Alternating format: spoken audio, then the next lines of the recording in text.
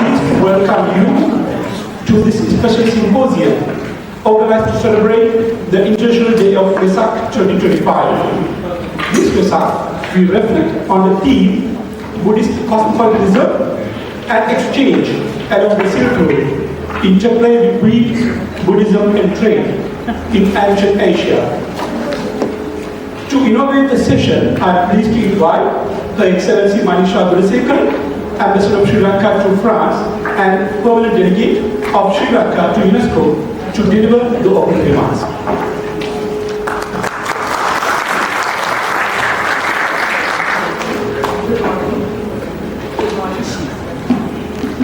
Venerable Mahasangha, religious dignitaries, Chairperson of the Executive Board, Deputy Director General of UNESCO, Excellencies, distinguished delegates, ladies and gentlemen.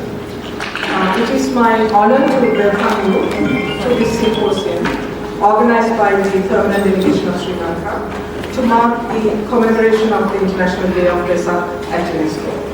Vesak is celebrated by many countries on the full moon day in the month of May, which is today.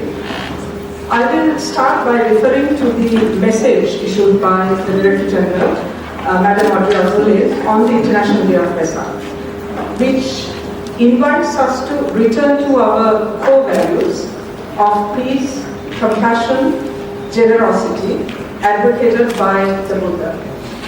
She said these are, I quote, universal values which we must nurture in both thought and deed, because, as the preamble of UNESCO's constitution reminds us, it is in the minds of men and women that the defenses of peace must be constructed, unquote. Therefore, what brings us together today is not religion, it is the celebration of the spirit of Vesak. What Vesak symbolizes, the beauty of Vesak and its abiding relevance, uniting countries and people across the world, transcending boundaries, and resulting in a rich dialogue among civilizations and cultures. It's really about intercultural dialogue, which is what today's conference is all about, as you will see. A discussion which we need more than ever today in this very complex world, bringing with conflict. So it's really, Vesak really brings a rich tapestry of cultures and civilizations together. This is what we are celebrating today.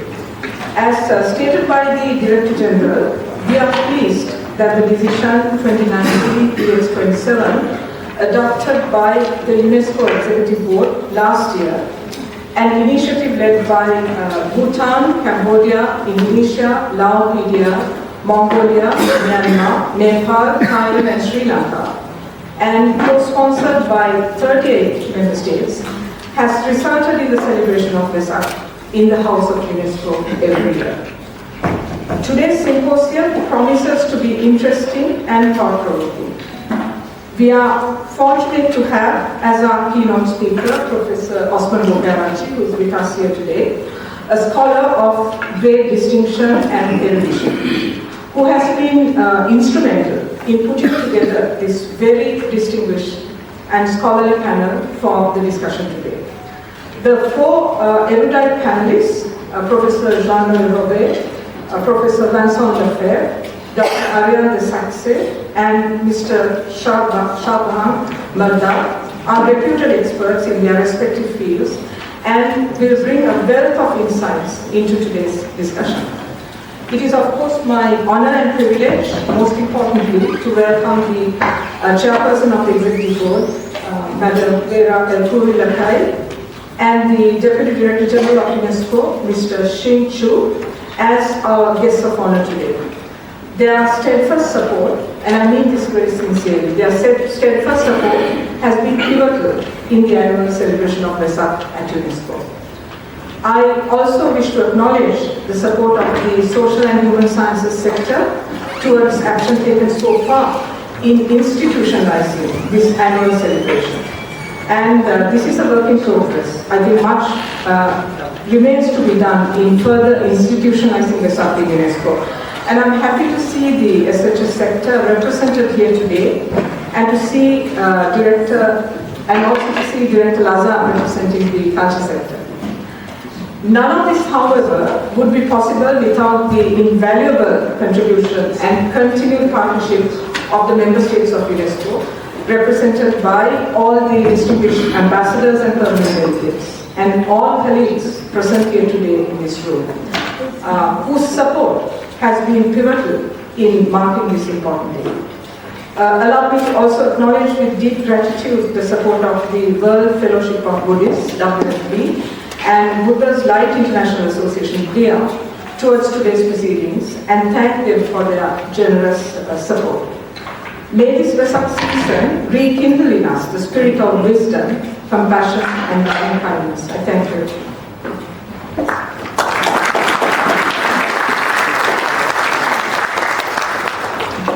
Thank you, Excellency. It is now my honor to invite the most Venerable Parawahera Chandaratana Thero, Chief Incumbent of the International Buddhist Center in Lacoeuilhe, Co-President of the Buddhist Union in France, and the Chief Sangha of France, to speak a few words on the significance of Vesak.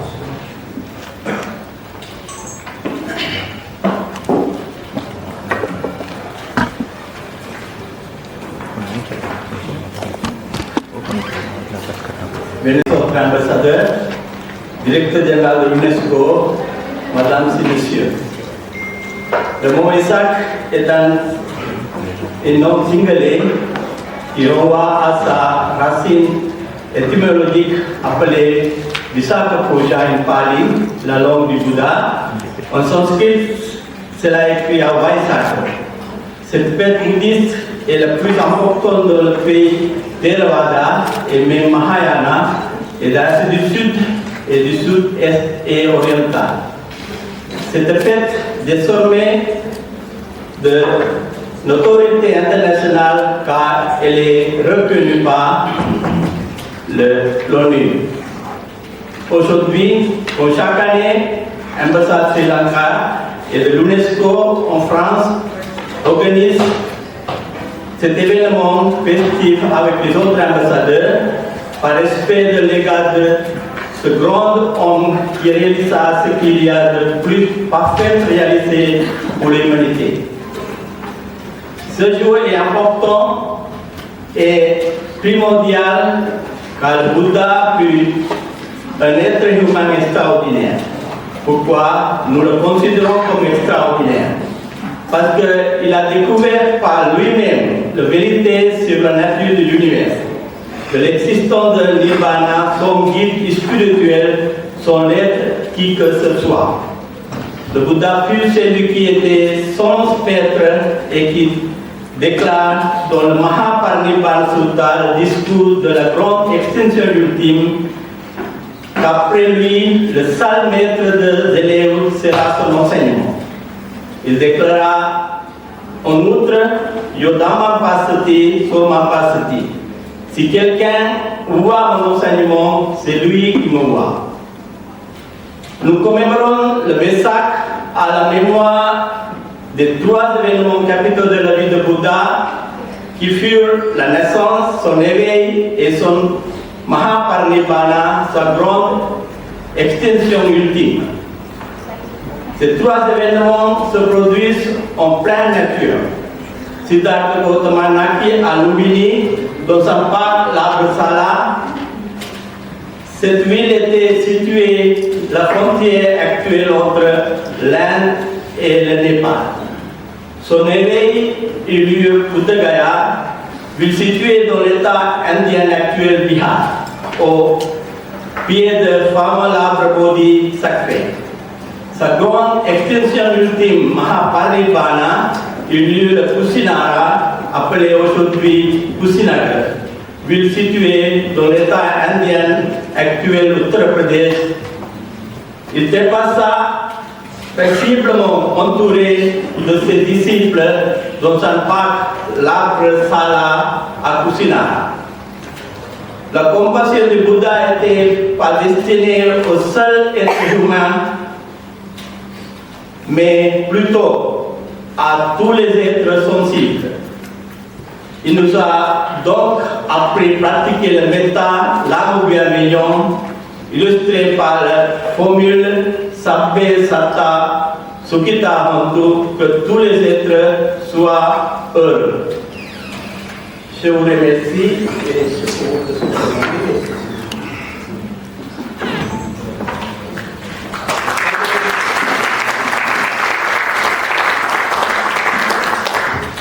Thank you, Venerable Chairperson. We are honored by the presence of our two guests of honor who are with us this morning. It is now my pleasure to invite the Chairperson of the Executive Board, Madam Vera Lacoeuilhe, to address the gathering on this important occasion.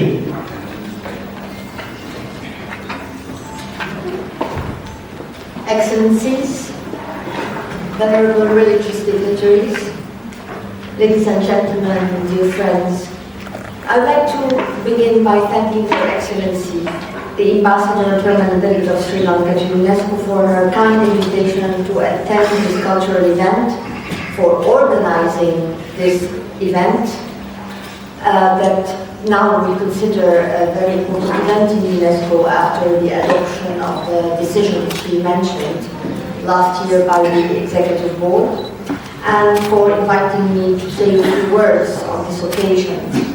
Today we are gathered to talk about Buddhist Cosmopolitanism and Exchange along the Silk Road, a journey through the deserts of Central Asia, the ports of India and Southeast Asia, and the mountain passes of the Himalayas. But this is not a journey just for goods and gold,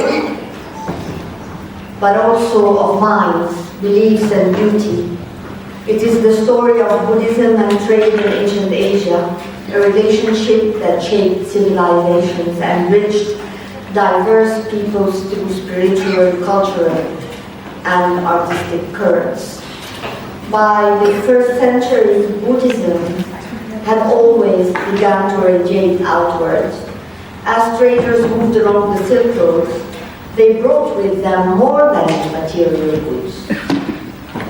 They carried manuscripts, relics, monks, and myths. In time, Buddhism became one of the most widespread and deeply embedded belief systems across Asia, precisely because of the interplay between commerce and faith. Contrary to modern assumptions that associate monastic life with isolation, ancient Buddhist monasteries were deeply integrated into trade networks. In Central Asia, monasteries served multiple roles.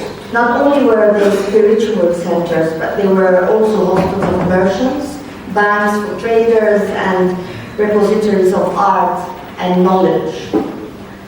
One of the most remarkable legacies of this interplay was the fusion of artistic styles as Buddhism moved from India to China, Korea, Japan, and Southeast Asia. Its visual language evolved. This fusion continued along the Silk Road. In conclusion, the relationship between Buddhism and trade in ancient Asia was symbolic and transformative. Trade enabled the spread of Buddhism, and Buddhism in turn enriched the cultures. It touched through art, literature, ethics, and spiritual thought. In a world that often draws rigid lines between the spiritual and the material, Buddhism in ancient Asia offers a profound lesson. Spiritual ideas can travel on the back of a camel or in the hold of a ship, just as surely as silk or spice, and they can inspire not just faith, but entire civilizations. Buddhism also stresses the importance of compassion and interconnectedness. In today's globalized world, where social issues such as inequality, climate change, and mental health crises are prominent, these teachings urge us to view the world through a lens of empathy. Buddhist concepts of right action and right livelihood advocate for ethical living, supporting not only personal well-being but also contributing to the collective good, which is what we need so badly today. I thank you for your attention.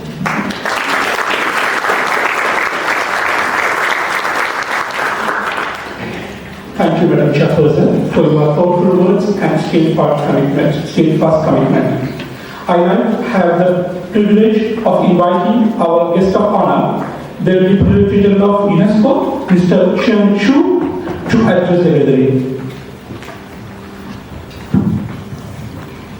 Thank you, Chair.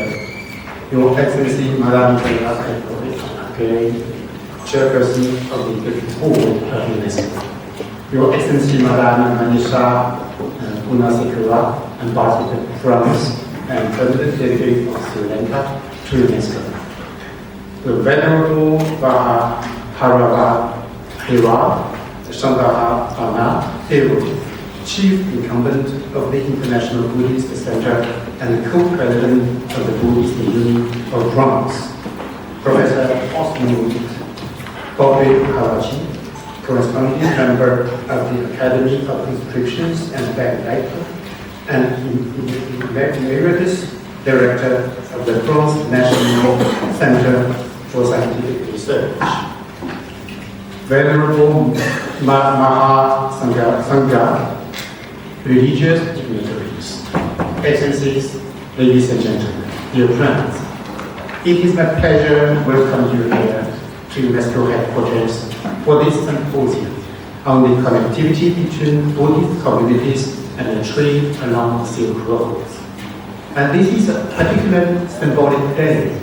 Hundreds of millions of Buddhists around the world are celebrating Vesak, commemorating the birth, enlightenment, and passing of the Buddha. The United Nations recognize the global reach of this celebration and the Buddhism itself by establishing a dedicated International Day in 1999.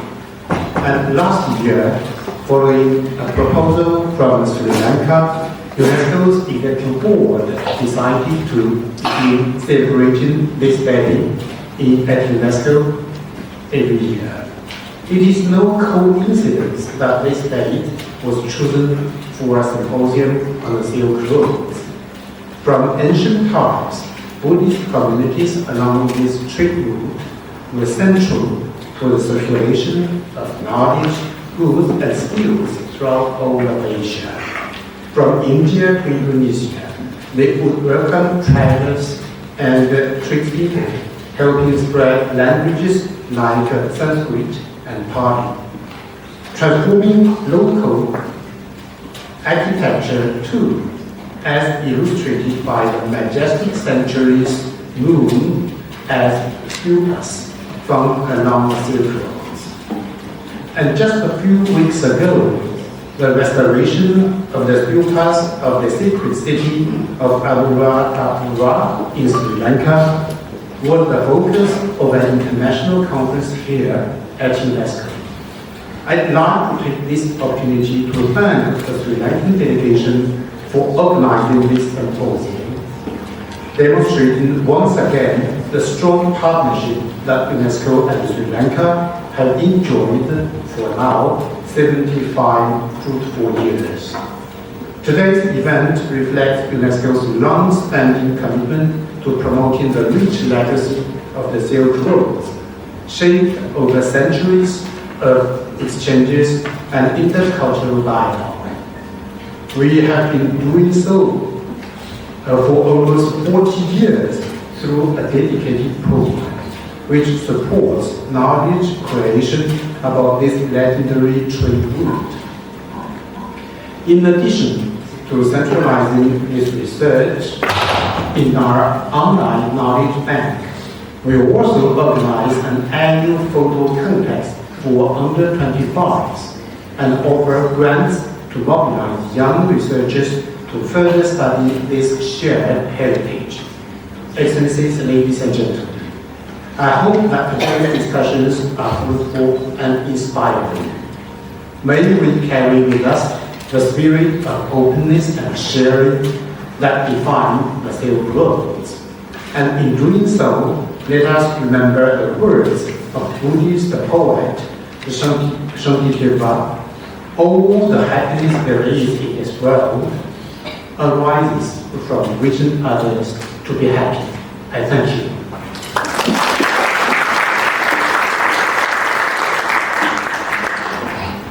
Thank you, Mr. Deputy Chairman, for your inspiring words and continued support. We are greatly encouraged by your support towards Vesak and intercultural dialogue. Excellencies, ladies and gentlemen, we have now come to the substantive segment of today's proceedings. Our keynote speaker today is Professor Osman Bopiarachi, corresponding member of the prestigious French Academy of Inscriptions, Belles Lettres, and Emeritus Director of Research at the French National Center for Scientific Research. Professor Bopiarachi is an eminent historian, numismatist, art historian, and archaeologist, renowned for his expertise in Indo-Greek and Greco-Bactrian coinage. He has held senior academic positions at numerous prestigious institutions of higher learning, including the University of California, Berkeley, and the Paris Sorbonne University. It is now my honor and privilege to invite Professor Bopiarachi to deliver the keynote address.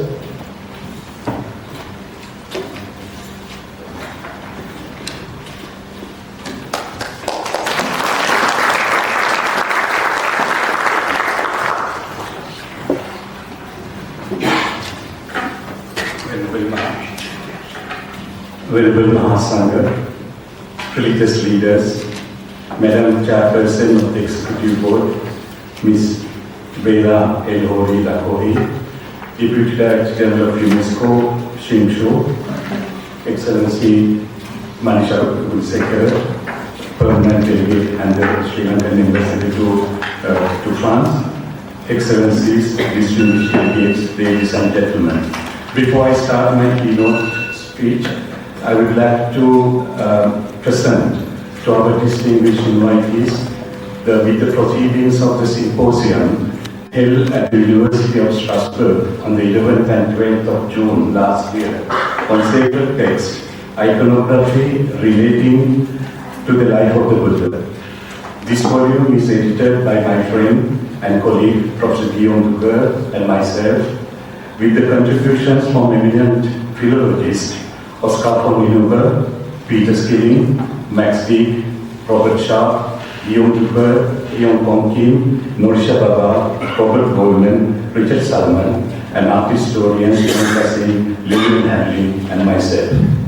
Knowing that the life of the historical Buddha is recounted in sacred texts in different ways, according to chronological, linguistic, geographical, and other criteria, we thought it was essential to have a direct discussion on the subject. Taking the crucial moments in the life of the Buddha as its focus, our authors examined how the Spirit, Mahavastu, Buddha Charita, as well as the Chinese and Tibetan translations of the original Sanskrit texts like the Avadishkamana Sutra, Mulisravastava Divina, and also Pali literature, Idhan Katha, Jivacharitam, Dhammapada Katha, and Mahaparinirvana Sutta offer divergent narratives leading to diverse cultural and pictorial traditions in South and Southeast Asian Buddhism and art have persisted into the 18th and 19th centuries and even to the present day.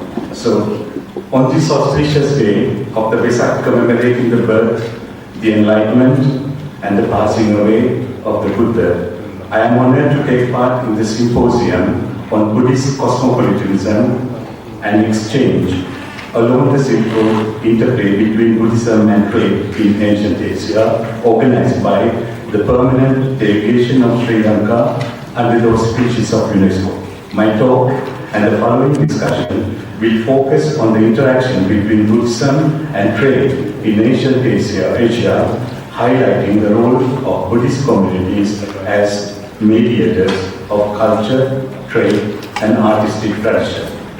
Our four eminent scholars, to whom I would like to express my sincere gratitude, will discuss how textual accounts, archaeological discoveries, and art historical perspectives highlight the role of Buddhism as cornerstone of social and cultural network. Both maritime and inland trade brought together peoples of many cultures, languages, beliefs, and aesthetic aspirations. Traders were, to a certain extent, the mediators of these cultural interactions, as well as were Buddhist monks and nuns, philosophers, artists, and diplomats who traveled across merchant networks. As a result, not only goods, but also philosophical thoughts, ideas, and artistic traditions were exchanged. Since Buddhism actively encouraged trade and invited donations by rich merchants, the study of Buddhist iconography can make an important contribution to this discussion. Aside from hundreds of inscriptions detailing those contributions and Buddhist texts, praising merchants who supported Buddhist complexes, Buddhist visual culture in the form of paintings, sculptures, and exposures can help us to evaluate the dynamic of trade and chronological and geographical orientation of the routes. The inseparable and evident link between Buddhism and merchant communities is demonstrated in a Purva Yoga, previous birth story, written in Gandhari, dating back to the 1st century CE, found in Pakistan. It is said that the Buddha was a Samudra Vanijar, a merchant of the ocean, who collected supplies and set out on the Mahasamudra, the great ocean. The spread of Buddhism from South Asia to Southeast Asia closely connected with the growth of maritime and fluvial networks whose flourishing inland and international trade centers were located in ports along the coast and the navigable rivers. The distribution patterns of the early Buddhist settlements show that they were inland. They were clustered around the major rivers flowing to the Indian Ocean. The location of emporia along rivers further facilitated transactions with the interior regions. Fluvial transportation at that time was less dangerous and less expensive than the land routes. In northern Pakistan and northeast Afghanistan, for example, the Gandhar Buddhist sites built along the upper Indus River and the tributaries, the Khoury and the Swat River. Similarly, the Buddhist complexes of North India such as Mathura, Vaishali, Sarana, Nalanda and Bodh Gaya are situated either in the vicinity of the Ganga River or its tributaries including Yamuna and Neranjana rivers. Buddhist sites of Satavahana and Ikshvaku periods such as Amaravati, Nagarjunakonda, Granthashala and Lacoeuilhe in Andhra Pradesh and Telangana are located along the Krishna River. Sri Lanka's ancient capitals and Buddhist complexes were located inland but connected to ports on the coast. For example, Mantai, the most active port in Sri Lanka, was located close to the Maravati River, which linked the port to the inland capital of Anuradhapura. The location of the ancient capital of Corona on the banks of the Mahaviri River, which flows to the sea at Trincomalee, is no coincidence. Member was built as a capital when the maritime trade networks connecting Southeast Asia and China became active. In Bagan, Myanmar, nearly 3,000 monasteries and stupas were built on the left bank of the Irrawaddy River. Dwaravati, Sukhothai, Ayutthaya complexes were established along the Chairperson River in Thailand. In central Java, the Progo River runs to the southeast, passing near the well-known Buddhist sites of Candi Borobudur, Candi Mendut, and Candi Pohan. Resources needed for construction and embellishment would have been provided by devout Buddhist mercantile classes who were well established in cities such as Lacoeuilhe, the capital of the Sattavahana dynasty in the early centuries. Sri Lanka was part of this international trade network in the Indian Ocean. Aside from commercial interactions, the cultural and religious relations between Andhra Pradesh and Sri Lanka bring Buddhist communities closer together, so much so that a branch of the Mahavihara, the great monastery from Anuradhapura, the seat of the Theravada Buddhism in Sri Lanka, was established in the Sierra Vihara in Nagarjunakonda. According to an inscription found at the site, the monastery was inhabited by the Mahaviharavasi from Sri Lanka. Another Buddhist sect from Sri Lanka was in Chula Dharmagiri Vihara, also in Nagarjunakonda. These networks between India and Sri Lanka, established by Buddhist communities, also become vectors of artistic exchange. In early Common Era, Indian merchants brought the first Buddha sculptures and Buddhist reliefs to Sri Lanka to embellish monuments. These pictorial renditions became central to the development of a vibrant Buddhist artistic tradition on the island. For example, certain panels depicting scenes from the life of the Shakyamuni Buddha found in Sri Lanka were brought from Andhra Pradesh by traders. The first are sculptures executed in India during the second phase of the high period of Amaravati during the Sattavahana dynasty. They consist of two reliefs from Bodhigara, or the sacred Bodhi tree shrine in Anuradhapura, and 12 sculptures from the Bodhigara of Abhigiri Vihara excavated by Charles Khoury. The relief from Tisamaharana, depicting the presentation of Prince Rahula to the Buddha by Yashodhara during his visit to Kapilavastu, is also of the same period. The relief found in the Bodhigara at Jetavana Vihara were made in Nagarjunakonda, dating to the Ikshvaku period, late 3rd and the 4th century CE. Among several sculptures of the post-Ikshvaku period, meaning late 4th century, were the reliefs depicting Kantaka bidding farewell to Prince Siddhartha from the Girihandu Vihara in Ambalantaka, Chakravartin Universal Monarch, Buddhas of the past, Bodhisattvas, and Buddha Gautama performing the twin miracle at Shravasti from Vidurangala, and above all, the relief from Kumbhakarna near Kurunagala depicting the Buddha's enlightenment and the 7 weeks he spent in the vicinity of the Bodhibandha. All the early iconographies of Sri Lankan Buddhist art, including zoomorphic Nagas, the male serpents, and Naginis, female serpents, anthropomorphic Nagaraja, serpent kings, and the Purnagata, vase of plenty, were to a large extent inspired by Indian prototypes. All the well-preserved Vahalkadas or Ayaka, or the frontispieces, a structure constructed joining the stupa at its 4 cardinal directions, have multiple depictions of both zoomorphic and anthropomorphic Nagarajas, Nagas, and Naginis.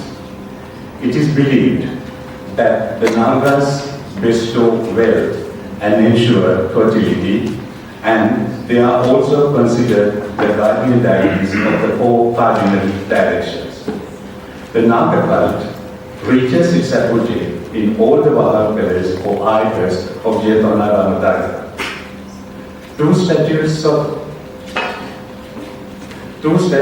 Sankaliti and Padmaniti, modeled in the round in the Ishwara period, now exhibited in the Nagarjuna Museum, also inspired Sri Lankan art. They are shown with one hand holding a string of coins pouring from the headdress and other hand resting on the hip.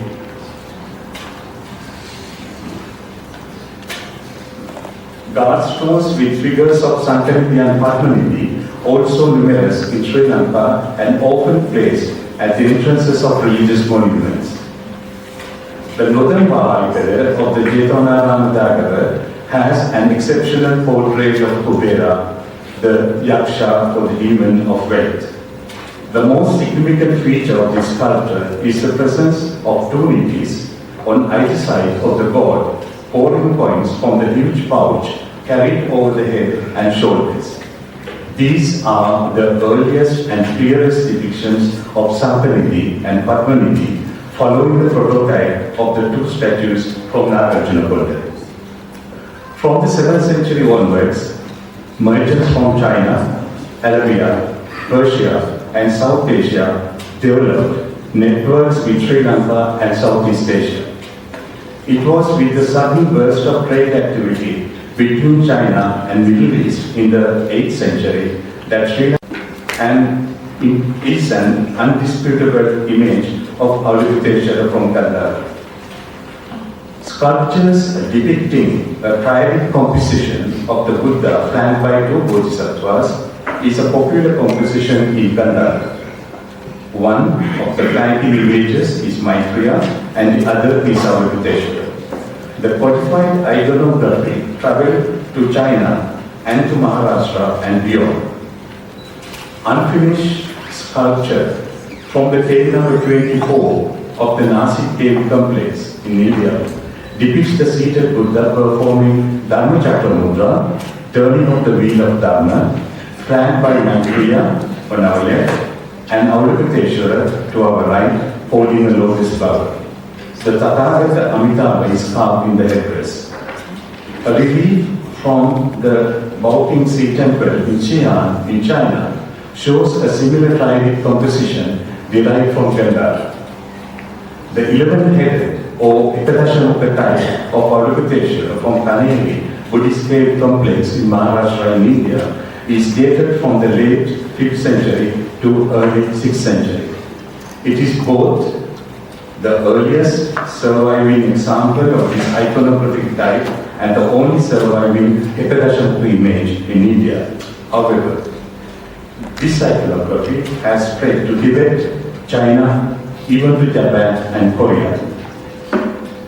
It is particularly evident in the Mogao cave complex in Dunhuang, such as cave number 35 of the 5 dynasties, cave number 76 of the Song dynasty, and cave number 3, which has one of the most elaborate paintings of Ekadashamukha with 1,000 hands and 1,000 eyes. This iconography travels along the trade routes to Tibet and to Japan. While in India, Lacoeuilhe was depicted as a male, in East Asian Buddhism, Lacoeuilhe is most often depicted as a female figure known as Guanyi. The presence of many depictions of the so-called Ashtama Abhaya Lacoeuilhe in Maharashtra caves complex in Western India clearly demonstrates that the 8 great perils the merchants face when they take dangerous land routes. Buddhist visual culture, visual narratives sponsored by traders can just be seen as appeals for the protection from the Blessed Ones to reach their home safely. The need of the Bodhisattvas' protection against enraged animals, poisonous reptiles, wild beasts, evil spirits, and slavery, the sword of the enemy, and the devouring fire. Out of 8 periods, one is dedicated to seafarers who face danger in the turbulent ocean. The popularity of Avalokiteshvara, who protected the traders faced with dangers of overland routes, can be seen on the northern Silk Road. For example, these dangers and the protection of Avalokiteshvara are well represented on the mural painting in Mogavu Cave number 40, dated to the end of the Tang Dynasty. Among many, the following dangers are significant: enraged animals, captivity and slavery, evil spirits, devouring fire, and shipwrecks. While Ashtamahadeva Avalokiteshvara became popular on the west coast of the Deccan Plateau, Ashtamahadeva was worshipped on the east coast. Among them, 2 reliefs found in Lacoeuilhe, Mahayana complex in Odisha, is noteworthy. The iconography of the sculpture, discovered accidentally in the year 2000 in a remote village called Biaj under the Daya Union in Bangladesh, should be highlighted.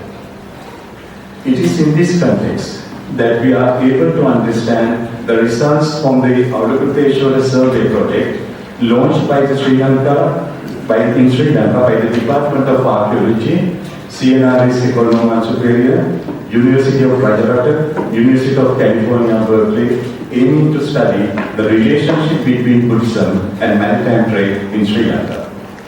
The survey shows that when the cult of Bodhisattva Avalokiteshvara as the patron and the protector of mariners gained popularity in Sri Lanka, from the 7th century onwards, his images were erected in sanctuaries built at the mouths of rivers, bays facing the sea or inland along the navigable rivers. An inscription containing 11 lines written in South Indian Lanka script, dated to the 7th and 8th century, chiseled on a rock surface at Tiriyaya, refers to the companies of merchants who endowed a Mahayana Buddhist shrine dedicated to Bodhisattva Avalokiteshvara. The exactitude of the reference to Avalokiteshvara was proven on the 6th of April 1983 when the Department of Archaeology undertook an excavation at the site. 31 statues of Buddha Gautama, 11 Bodhisattvas, 3 of Taras, a casket stupa top, and 4 Dhyani Buddhas were found buried under the paving stone of a ruined Parawahera or Mahayana ceremonial building composed of double platforms. The statue of Vajradharma with an elaborately worked Jagama Buddha, meaning hair dressed up as a coin, as a crown, depicting the 5 Tathagatas or Dhyani Buddhas, Akshobhaya, Amitabha, Amoghasiddhi, Ratnasambhava, and Vairocana was one of the important discoveries. Dressed like a bodhisattva, he holds a lotus in the left hand and opens the flower with the little finger of the right hand. This statue was probably imported from Bihar or from Odisha in northern India. The sculpture of Vajradharma Lokeshwar, found in the temple fort at Ratnagiri in Odisha, is a good parallel. The seated Buddha in Vajrasana, showing the Bhumish Pasha Mudra, or taking the earth as witness, found in Tiriyaya, is in the Pala style. A similar sculpture, found in the ancient monastery of Nalanda in Bihar, dated to the 9th or 10th century CE, is one such comparison. The statue of Padmapani Avalokiteshvara, seated in Lalitasana, royal pose, and showing Vardhamudra, dispensing of boons, seems to have been imported from Bihar, as evidenced by this sculpture from the architectural site of Nalanda, dated to the 9th and 10th century CE. In the 8th century, many Buddhist monasteries in Anuradhapura practiced Vajrayana, of which Ashokaramya and nearby Vijayaramya are just 2 examples. 13 copper plaques with inscriptions on them were discovered in the ancient stupa in Vijayarama complex referring to Bodhisattva Tara.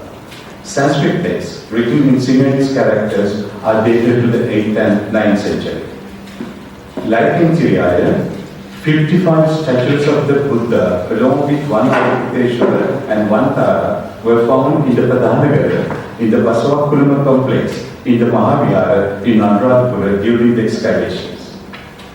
The triad depicting the Buddha in the middle, flanked by ascetic or priestly type images of Avalokiteshvara on either side are attested in Buddha Patana, Mudu Mahavihara, Situl Pavur, Venerable Purana Mahavihara, and many other sites. The ancient Buddhist shrine of Buddharovila in Sri Lanka consisted of several statues belonging to Mahayana tradition dated to the 9th or the 10th century CE. Is characterized by Mahayana Bodhisattvas. The tallest sculpture in the center, which retains traces of original polychrome, that of Gautama Buddha. The one holding a Vajra, a thunderbolt, is Bodhisattva Vajrapani. It is worth recalling, bronze statues of Vajrapani have been found on the island. The one whose attribute is damaged today would be Bodhisattva Manjushri, who usually holds a sword. The female figure, holding a kundika, a water pot, is Tara, consort of Avalokiteshvara. Many images of Tara were unearthed in many parts of Sri Lanka. The main figure on the other side is usually identified as Sudana Kumara, considered as one of Avalokiteshvara's assistants or his son. As we know, Sudana Kumara is the same of a deity sometimes seen accompanying Manjushri. The figure in between, wearing a Krishna jina, animal skin, around the waist, is no doubt the ascetic form of Avalokiteshvara. The image of Amitabha is depicted in the headdress. The central figure of the opposite triad, adorned with clothes and jewelry, is princely Avalokiteshvara. It is impossible to discuss all the Mahayana sites documented by us where statues of Avalokiteshvara have been attested.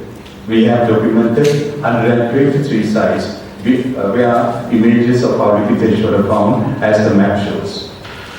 During our research, we identified the archaeological site of the 20th mile post in Polonnaruwa as Mahayana complex by observing the Avalokiteshvara eggs scattered across the surface.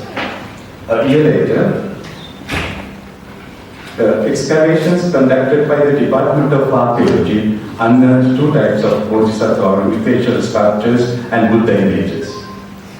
The gilded bronze sculpture of Tara, now in the British Museum, was presumably found in northeast of Sri Lanka between Tripomali and Patiklu.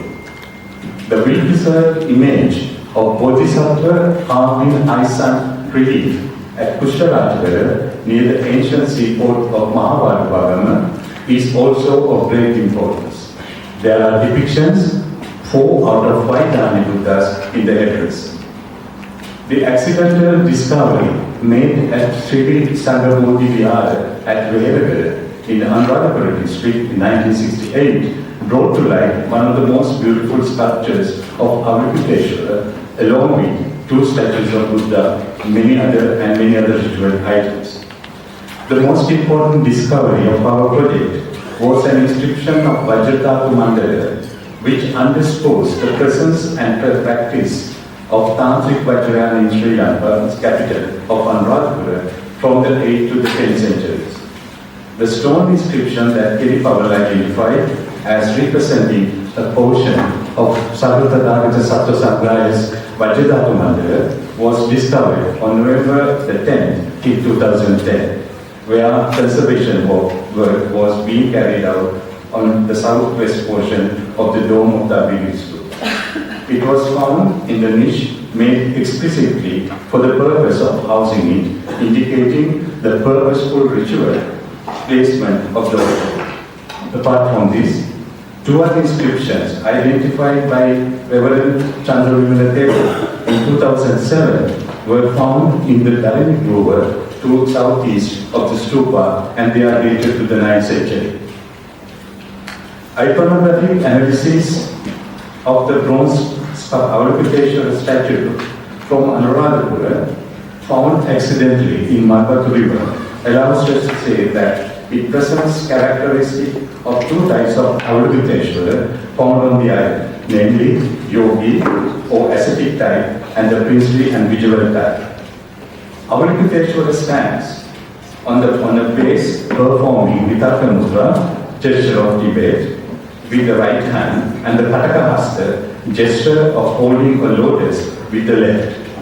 A flayed tiger skin with pendant forelegs is worn over the dhoti. An important feature of the tiger skin is the prominent display of the tiger face on the right thigh. The flayed tiger skin, which is face worn prominently at the hip, reveals the influence of Shaivite iconography on the Mahayana Buddhism and influence particularly perceptible in Thailand and Indonesia. Among them, following sculptures are of great importance as they represent the roots of maritime trade. Four-armed Avalokiteshvara found in Lusivulu, Balingong, Sumatra, now in the National Museum of Jakarta. Stone statue of two-armed Avalokiteshvara from Wat Mahatat in Chalya in Thailand, now in the Bangkok National Museum. A bronze statue of 10-armed Avalokiteshvara from Central Java, dated to the 9th century, now in Paris Museum. And two-armed bronze statues of Avalokiteshvara from Peninsula Thailand, now on display at the Bangkok National Museum. These types of bronze and stone images of Avalokiteshvara demonstrate that its inspiration extended to Thailand, Sumatra, Borneo, Java, Sulawesi from the 8th to the 11th centuries. The expansion of Tantric Buddhism from India to South Asia and Southeast Asia is also linked with the expansion of maritime activities with China. Vajrabodhi, the Indian Buddhist monk and teacher of Tantric Buddhism, traveled to Anuradhapura in search of Tantric manuscripts. He then traveled to China aboard one of the 35 Persian ships anchored in Vera. The maritime route that the Persian ships took with Vajrabodhi on board was the same as frequented by Sinhalese bhikkhunis or Buddhist nuns on their way to South China. Chinese sources record that during the period from the last years of the Xing dynasty to the end of Tang dynasty, 11 Sri Lankan Buddhist missions with nuns were sent to China. The delegations of Sinhalese nuns prompted the development of female monasticism in China. Likewise, Vajrabodhi and his disciple Amoghavajra, masters of esoteric Buddhism in the Tang capital, enjoyed the hospitality of the Tang emperor. The bronze statue of Avalokiteshvara found in Anuradhapura is not only unique in style and iconography, but it is also a valuable testimony to the religious exchange between Sri Lanka, Southeast Asia, that were facilitated by the flourishing of maritime trade. In conclusion, seafaring and caravan merchants were not only interested in the exchange of commodities to make a profit, but also were, as revealed by epigraphic and literary evidence, the earliest donors and important patrons of Buddhist establishment in Asia. The spread of Buddhism and Buddhist iconography in South and Southeast Asia and Far East is closely linked to the growth of maritime and inland routes that facilitated the movement of Buddhist merchants, traveling monks, and teachers. Parts of Buddha statues discovered in January 2018 and January 2022 during the archaeological excavations in the ancient port of Bereniki in Egypt by an American-Polish archaeological mission in the forecourt of an early Roman temple dedicated to the goddess Isis, clearly shows that a Buddhist trading community was established there. These sculptures, dated to the 2nd or the 3rd century CE, represent the westerly expansion of Buddhism in the ancient world. I hope that this brief overview of spread of Buddhism in South and Southeast Asia and Far East, as revealed by textual accounts, archaeological discoveries, and above all, the spread of iconography has shown how images and their associated symbols can be seen as visual manifestations of social, commercial, and religious networks. I thank you very much. Thank you for your kind cooperation. Excellencies, ladies and gentlemen, it is now my pleasure to invite our distinguished panelists to join Professor Lacoeuilhe on stage for the panel discussion. The panelists bring unique expert perspectives through which we can further explore today's interesting topic. First, Professor Jean-Noel, member of the French Academy of Inscriptions, Venerable, former director of the Institute of Advanced Japanese Studies of the Asia Institutes at Collège de France, and emeritus professor at Collège de France in Philology of Japanese Civilization. Professor Venerable, Professor of South and Southeast Asian Technology, Asian Archaeology and Art History, Sorbonne University, and former General Curator of Heritage, Director of Conservation and Collections at the Guinea National Museum of Asian Arts. Dr. Ariane de Saxe, Research Associate South Asia, German Archaeological Institute, Bonn. Her research has focused on the relationship between Buddhism and trade in Asia and into evidence of globalization in antiquity. Dr. Sabahat Mahida, specialist in history and sociology of religions with a PhD from Ecole Pratique de Sorbonne. He has led UNESCO's Silk Roads program since 2012. Ladies and gentlemen, we now look forward to a dynamic and engaging discussion moderated by Professor Lacoeuilhe.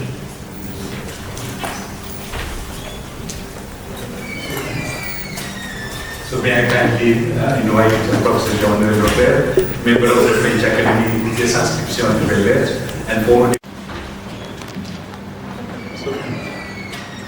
So may I kindly invite Professor Jean-Noel, member of the French Academy des Inscriptions et Belles Lettres, and former director of the Institut des Hautes-Études Japonaises and Institute of RC of the Collège de France, and emeritus professor of the Collège de France. We are very privileged to have you, sir.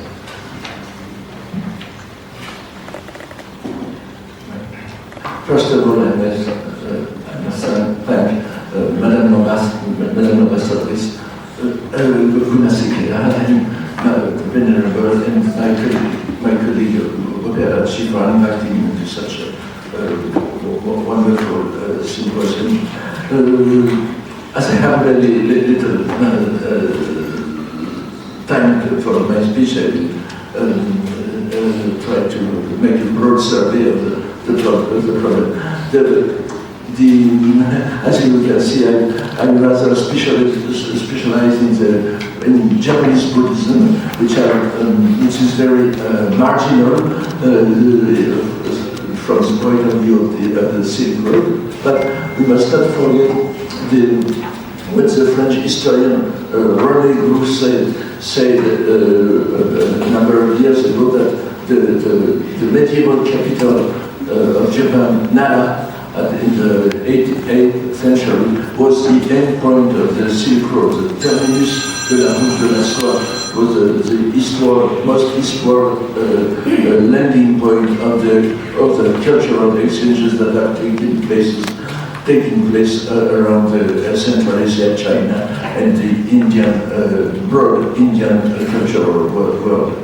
So the Japanese monks often call their own country Sansaku Enji. That means a grain of millet dispersed in the marginal lands, that the small islands of Japan as something outside of the real world. So that's the way they consider themselves. But I will point here to the little, it's not unknown, but a little realized concrete relationship between the whole Buddhist cultural world. As you know, Buddhism is broadly divided into two parts. I don't mean here the Theravada and the Mahayana, but what I mentioned,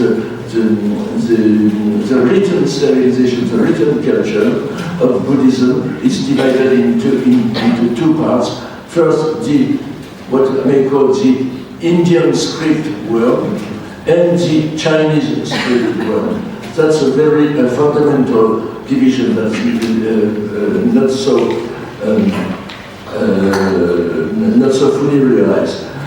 So the alpha, what I may call the alphabetical is not alphabetic, and properly speaking now, people talk about Abugida for the Indian script system, which, as you know, is not completely alphabetic, but is syllabic. That is, that you don't have a complete independent consonantical sound like k, and so on, but you have always syllabic, open syllabic sounds like pa, a, and so, etc.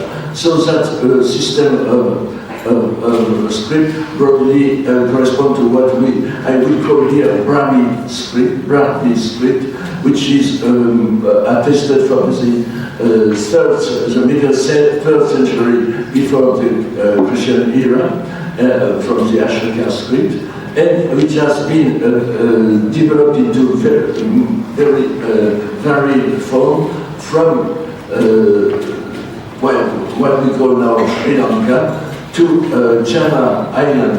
All the script used by not only Buddhists, by Hinduists and other Indian born fed into this broad India, greater India, comes from the Brahmi script that was taking place around the Ashoka era.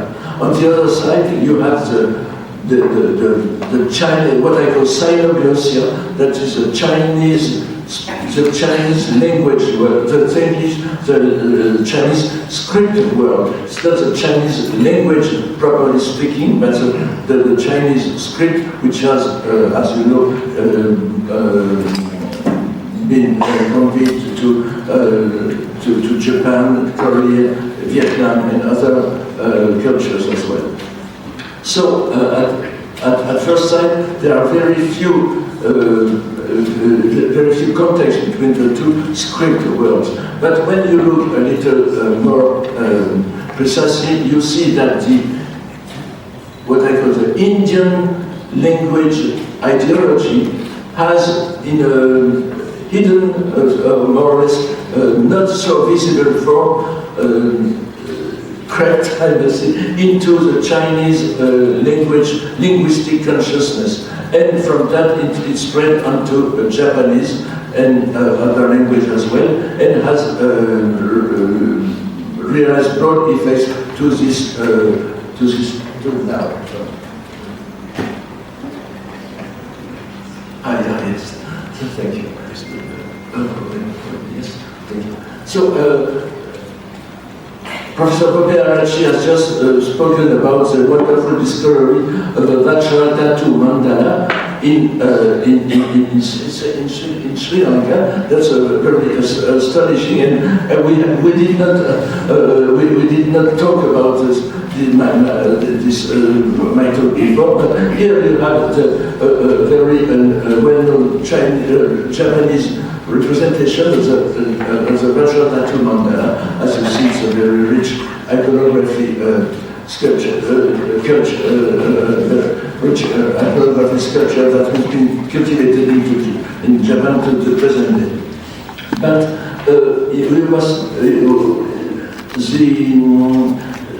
the relationship between this Vajradhatu mandala and what we have been shown by Professor Vera is very interesting, because this is a script that is sculptured on the stupa, is more or less what in Japan has been called bonji, that's been Brahmi script, which has been imported from India to China, and from China into Japan during the century of the transmission of the Buddhist Dharma in East Asia. This Brahmi script, bonji, has not been used in China itself, but it has spread the linguistic thought founded on this bonji has been incorporated by Chinese scholars, and from Chinese scholars to Japanese monks, and has created the notion of syllabic script, which has been the founding principle of the Japanese syllabic script. The Japanese syllabic script is outwardly derived from Chinese ideograms, but the underlying system is the Indian phonetic and Brahmi phonetic thought. So we have a concrete illustration of that thought, but what? Yes, but here you have the same Vajradhatu mandala we have seen before, but with the Buddha and Bodhisattvas have been replaced by the bonji, the Brahmi script, symbolizing the different identities of the Buddha and Bodhisattva. And this Brahmi script is the underlying principle of the Chinese Buddhist, the Japanese syllabic characters. It's not only, they have not only influenced the Japanese script, but there is another less known influence on the Korean script. As you know, the Korean script is an alphabetic, purely alphabetic script, but its organization that's been developed around the middle of the 15th century. But its organization really is founded on another previous script made by a Tibetan monk that's called Pakspa. He was a nephew of Sakya Pandita, a very famous Tibetan monk of the 13th century, who, on the order of Kublai Khan, the Mongol emperor, made up a special alphabet derived from the Tibetan alphabet for writing other scripts of Asia. And now we know, it has been demonstrated that the Korean script, the Hangul, has been founded on the Pakspa written script, that is to derive from the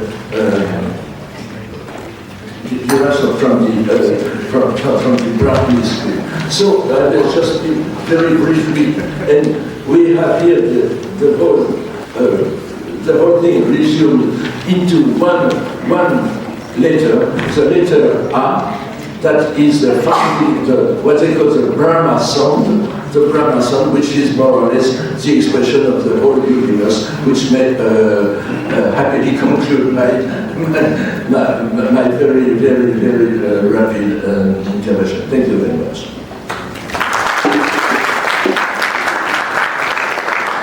Thank you very much, Professor. Thank you very much. Distinguished guests, ladies and gentlemen, allow me first to thank Her Excellency Ms. Manisha for inviting me to take part in this roundtable. And I would like also to take this opportunity to apologize for my French accent.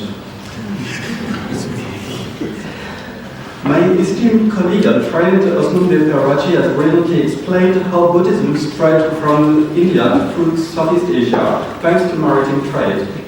Therefore, I'm not going to speak again of the importance of the Enra region in India and of Sri Lanka, but I will focus on two other areas where I had the opportunity to work.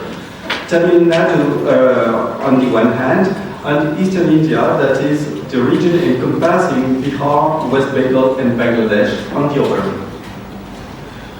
When we talk about the Tamil country today, we think first and foremost of one of the high places of Hinduism and more particularly of Shaivism.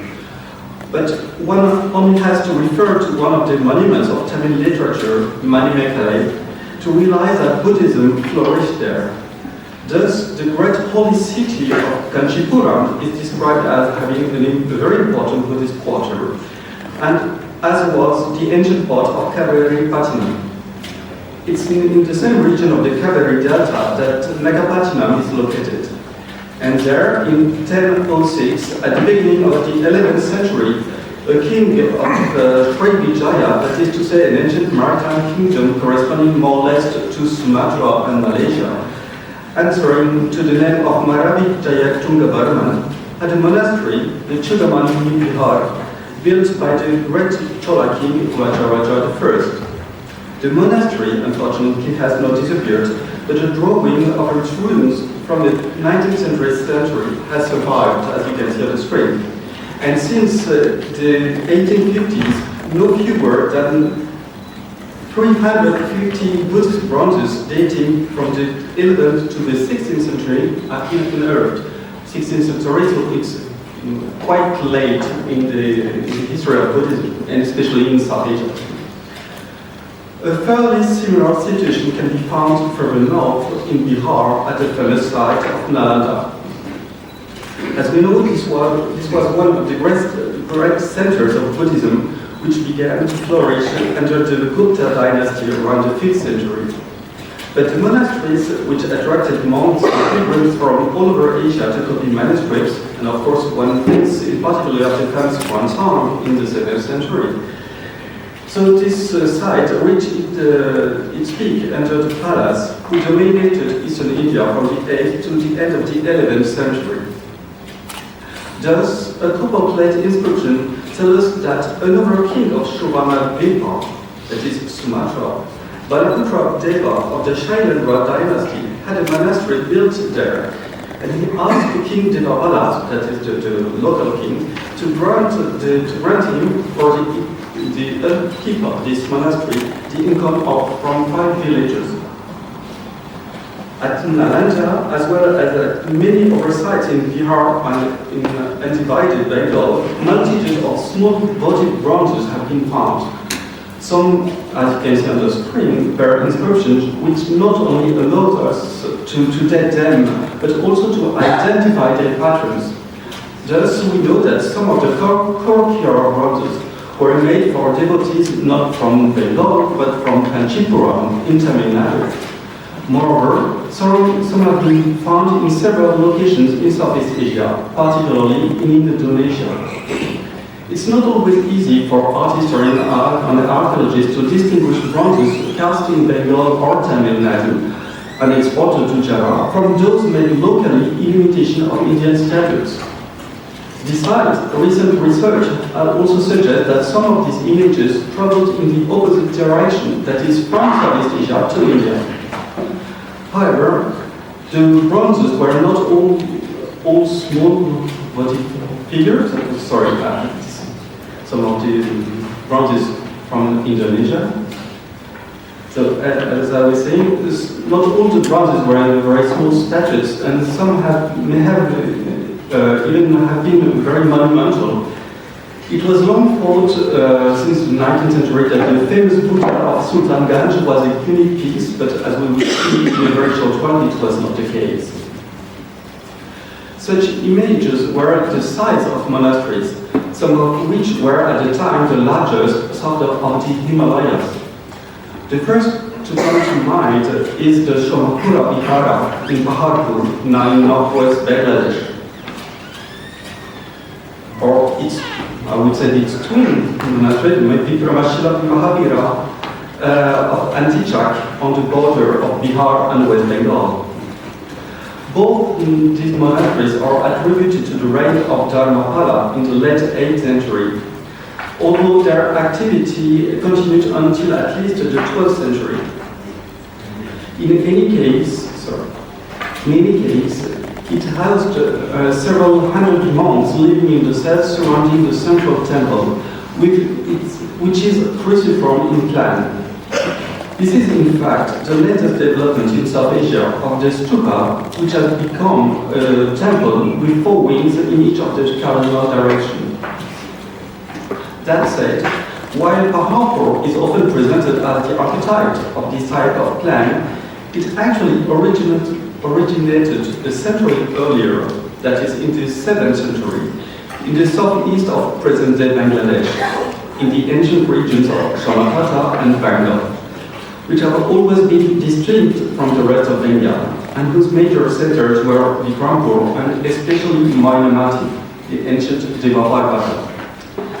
Some of the Buddhist imagery of this region, as you can see on the screen, bears striking resemblance to the iconography of the Far East, that is from China, Korea, and Japan.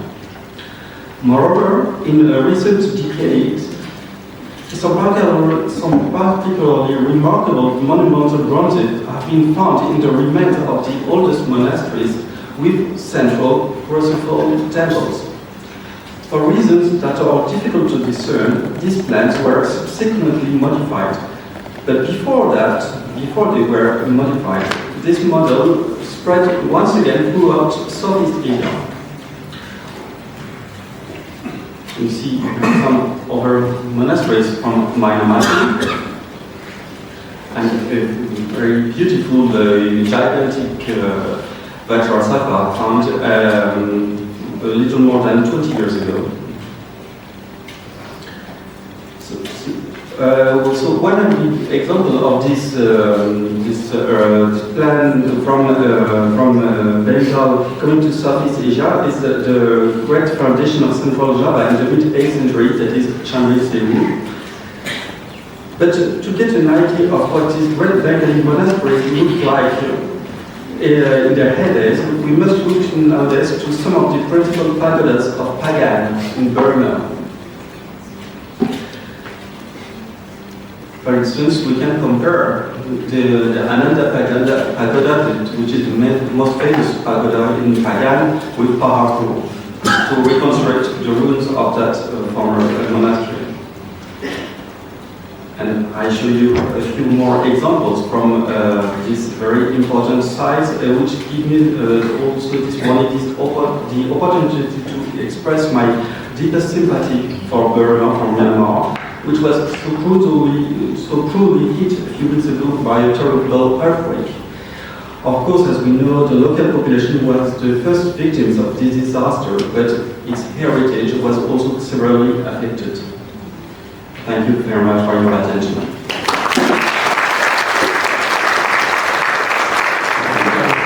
Thank you very much. Thank you warmly, Your Excellency Manisha and also Vera for your invitation today. I have to speak of this fascinating topic. From the archaeological perspective, the links between Buddhism and trade in Sri Lanka also appear in numerous occurrences. I wish to present here a few archaeological recent discoveries that highlight the links between Buddhism and trade from early historic to medieval times and enhance the relation between Sri Lanka and India and between Sri Lanka and world distant lands. From the time of the introduction of Buddhism on the island, in the middle of the 3rd century BCE, the roots of its diffusion and the trade networks appear to have coincided. The example of the reliquaries in the Lacoeuilhe stupa is striking. This stupa dates back to the 2nd century BC, at the same time as the Tuparama in Andhra and Sanchi in India. Contrary to the other most ancient stupas, it was never renovated, and thus constitutes an exceptional archaeological testimony of the first developments of Buddhism on the island. Excavations took place in 1957 and again in 2000-2001, and have put to light a series of reliquaries in gold, bronze, and glass. The gold reliquary, which you see here, unfortunately stolen in 2022, is a faithful representation of Sanchi's stupa, revealing close links with India. two pieces of textile could be analyzed. One is a cotton cloth that was adhering to a bronze reliquary. The other is a thread attached to the central perforation of a carnelian bead. It appeared to be white silk that could be either of Indian or Chinese origin.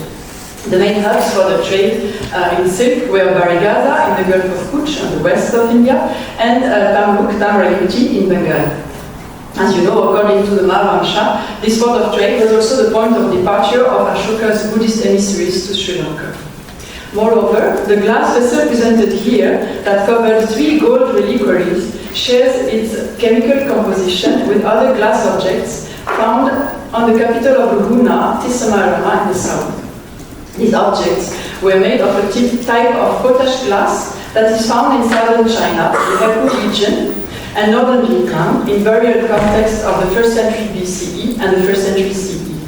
They testify of trade contacts with China via the Kra Isthmus at the beginning of our era.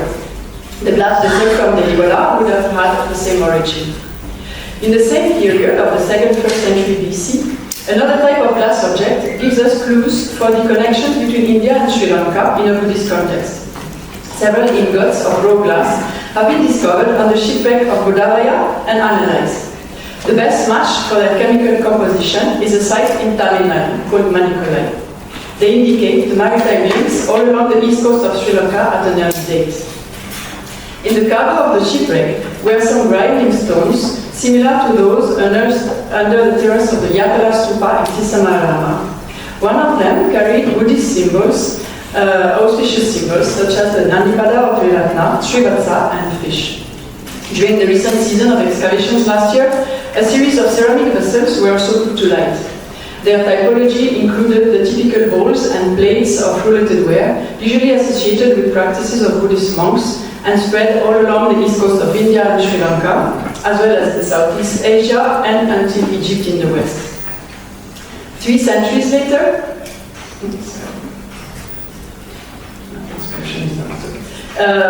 on the same site, an inscription reveals the involvement of the monastery of Parawahera in the maritime trade. It is a Prakrit Brahmi inscription of the 2nd century CE, located in the Buddhist Vihara, and it refers to the grant by the king of the duties of the marketplace to the monastery.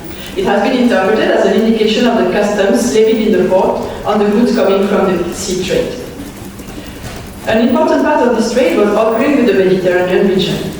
New discoveries of glass miniature stupas are challenging our understanding of glass technology in the first few centuries of our era in Sri Lanka.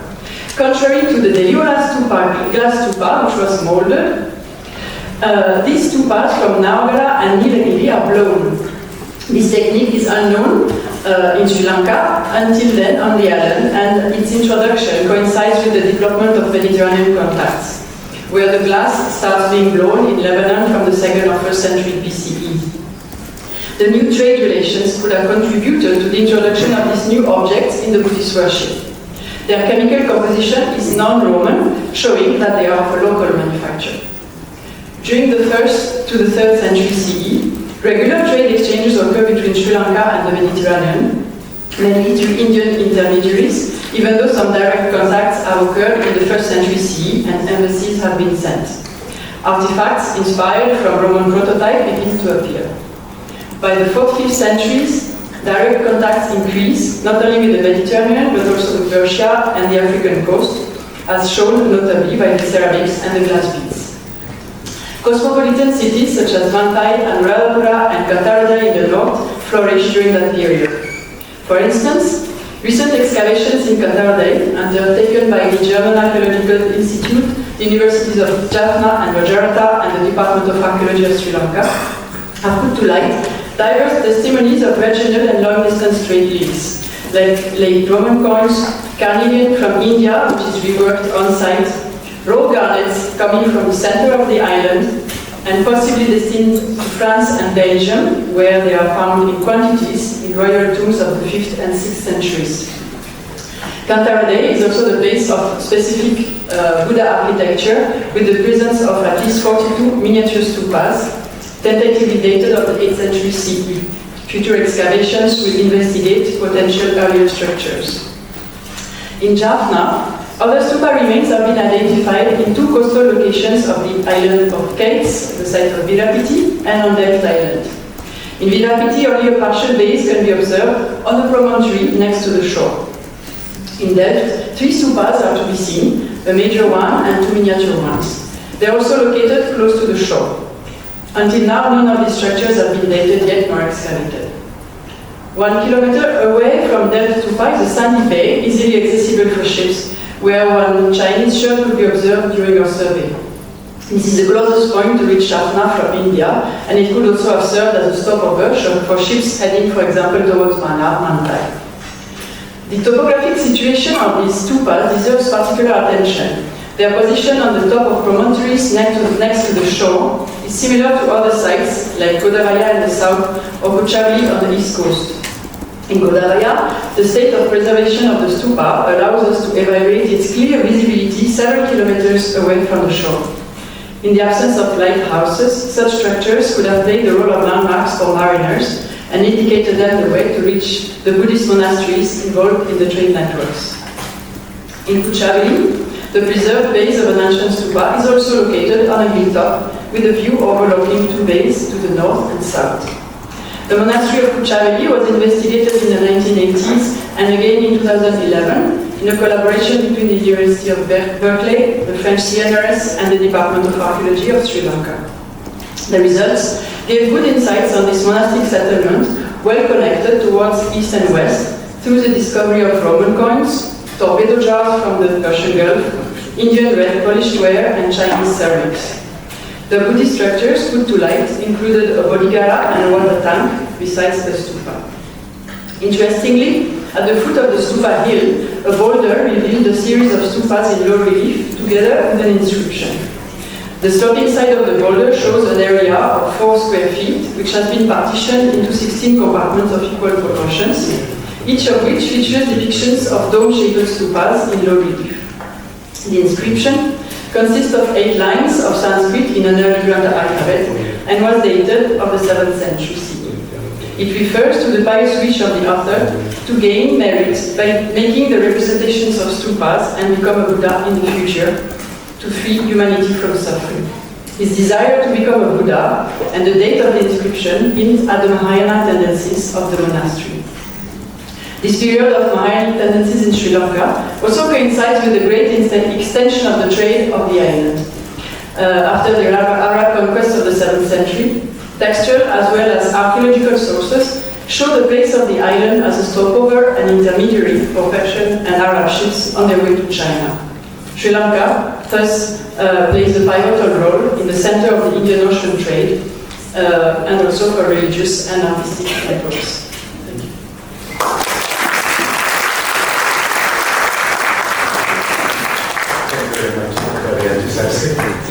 Now our last speaker of the panel is Dr. Shaban Vera, the Program Specialist of UNESCO Silk Road Program. Up to you, sir. Thank you so much. Excellencies, ladies and gentlemen, indeed, it's a great pleasure for me to participate today in the International Day of Vesak 2025 and the conference Buddhist Cosmopolitanism along the Silk Road. Being the last speaker, the last day of the conference, I think it's not easy, but I try to be very bright and I try to do not go to so much details. So I want to go to the new aspect of the contribution of the Buddhism to the Silk Road and also its shared legacy. We know all that the Buddhism and its monastic community played an outstanding role in shaping the cultural, intercultural, and spiritual landscape of the Silk Road. Rather than acting solely as a religious system, Buddhism functions as a cross-cultural medium, facilitating the circulation of knowledge, values, and artistic traditions across vast regions along the Silk Road in Asia, Africa, and beyond. Buddhism monks, through their travels and institutional roles, served as ambassadors of Taoism, connecting distant regions and fostering dialogue among civilizations. Moreover, translation was at the heart of this process. As Buddhism spread from Indian subcontinent to Central Asia, China, East and Southeast Asia, and eventually as far as Iranian plateau, Buddhist scriptures were translated into dozens of languages. including Chinese, Sogdians, Khotanese, or Persian. These efforts were often state-supported and coordinated by learned monks who developed multilingual glossaries, lexicons, and translation protocols. Monastic translation did not merely convert the text word for word, they adapted them to new cultural and conceptual frameworks, making Buddhism's message comprehensible and relevant to different audiences in diverse cultures. As we know, the Buddhist monks also played an influential political and diplomatic role in many courts across Asia, from Yuan Empire to the Ilkhanate in Persia. Monks served as advisors, educators, and intermediaries. Their influence extended beyond religious affairs into diplomacy and governance. In addition to their role as translators and advisors, monasteries functioned as cultural and intellectual hubs as well. They facilitated the transmission of not only religious knowledge, but also secular subjects such as philosophy, medicine, cosmology, and literature. Monasteries in places like Delegate, Khotan, or Dunhuang preserved and produced manuscripts that have since been found in multiple languages, showing clear signs of cross-cultural intellectual synthesis. For example, the medical treatise Siddhasara, which is outstanding evidence of scientific exchange between Buddhism and Islamic scientific traditions, was originally composed in Sanskrit and then translated into Arabic and used in Islamic medical schools. The monks also actively participated in artistic exchanges. Buddhist imaginary was remarkably adaptive, drawing and transforming Hellenistic, Persian, Indian, and Chinese artistic styles. The representation of Buddha and Bodhisattva across regions, from Gandhara to Kizil in Japan, exemplifies the fusion of iconographic elements, techniques, and symbolic meanings. These visual forms often carry embedded philosophical and theological ideas, extending the cultural influence of Buddhism beyond text to architecture, sculpture, murals, and ritual performances. Interestingly, Buddhism also acted as a cultural bridge between competing or coexisting religions. In regions where Buddhism interacted with Manichaeism, Taoism, or Islam, Buddhist monks demonstrated rhetorical and philosophical agility. They engaged in inter-religious debates, adapted teachings to local contexts, and even saw Buddhist imaginary and narratives borrowed or modified by other traditions. At times, Buddhism's ethical principle, particularly non-violence, as it says, ahimsa, were used to critique war and governance, while at other times, monks strategically aligned their teachings with local rulers in Greece to gain institutional support. To conclude, the rule of Buddhism and its monastic community along the Silk Road was deeply integrated and transformative. Monks were not just religious preachers, they were scholars, artists, healers, educators, and diplomats. Through their travels, teachings, and textual work, they helped shape a trans-regional cultural network that influenced civilizations across continents. The Buddhist contribution along the Silk Road was thus not only spiritual, but also structural. It laid the foundation for a shared cultural heritage and plural identities that remain central to the UNESCO's mission for fostering dialogue and peace through mutual understanding and respect. Given such an importance, the study of different aspects of Buddhism has been one of the major objectives of UNESCO Silk Road program since 1988. In this regard, tens of scientific conferences and seminars, as well as cultural and artistic performances, have been organized within this program over the last 4 decades. One of the outstanding initiatives was the Buddhist Road Expedition along the Silk Road, which was organized in 1995 and gathered representatives of more than 17 UNESCO member states. This year, Vesak Day is therefore coinciding with the 30th anniversary of this expedition. Excellencies, ladies and gentlemen, allow me now very briefly to take this occasion and present you the Silk Road program itself. As you may see, I'm sorry, I think I went very fast. Yes. As I mentioned, this program was launched in 1988, and it advocates and preserves the shared cultural legacies and plural identities that have been developed through centuries of commercial and cultural exchanges along the historical Silk Road that you see is a scope on this map here. During its first phase, this program, if I may try to show you here, in addition to the numerous scientific conferences and publications, 5 major expeditions were organized by UNESCO, as you may see here on this slide. And as I mentioned, the 5th and last expedition, the Buddhist route, was dedicated to Buddhist cultural legacy. As well as these information, you may see some of the photos of the first, let's say, phase of this program when it was launched in 1988, and then some consultation, as well as some photos of the Buddhist expedition and Buddhism culture along these expeditions that UNESCO organized during 1990s.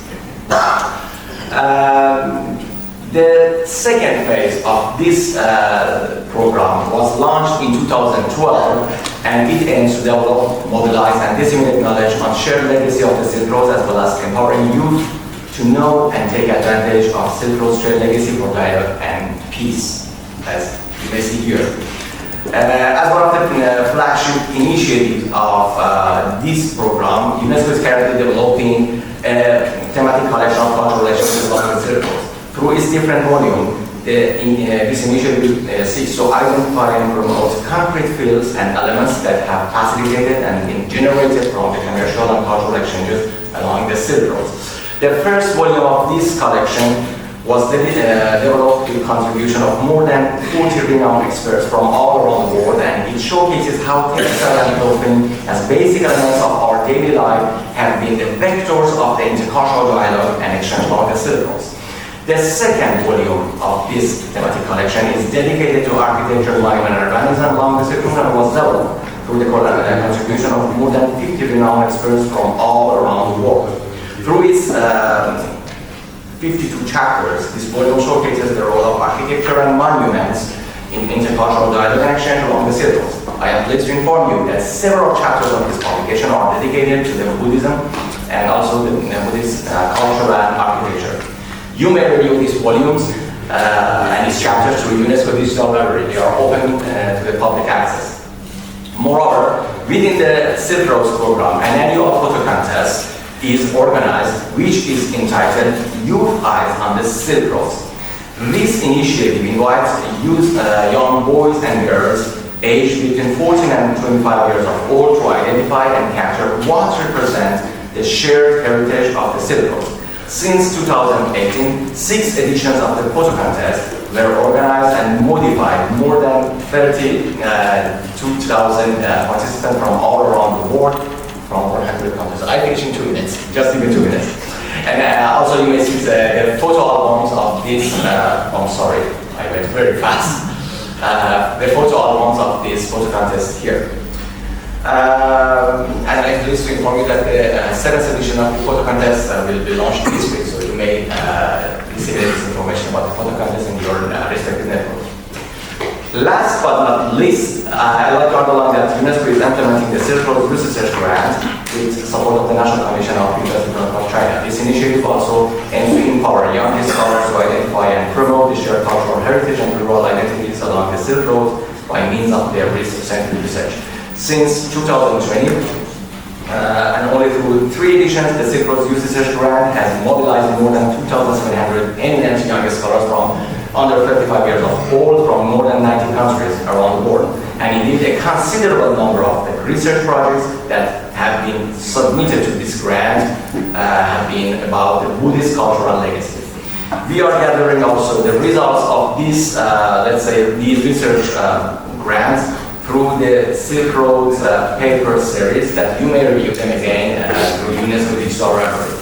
Finally, next 6th June 2025, in 3 weeks, social and human science sector of UNESCO, in collaboration with the Permanent Delegation of China, they co-organized a symposium in room 11 here in the UNESCO headquarters, which gathers some of the grantees of this three project research grant to present the outcome of their research projects, as well as expressing their views about the role of the three projects and its legacy for dialogue and peace in the current context. You are the most welcome to attend this event. Excellency, ladies and gentlemen, I want to stop here. On behalf of UNESCO, I wish to thank once again the organizers of the 2 days conference, namely the Permanent Delegation of Sri Lanka to UNESCO, and indeed Her Excellency, Madam Manisha, the Ambassador of Sri Lanka. Thank you very much. Associate of the South Asia German Art Cultural Institute, who has worked immensely in Sri Lanka since your student days. Thank you.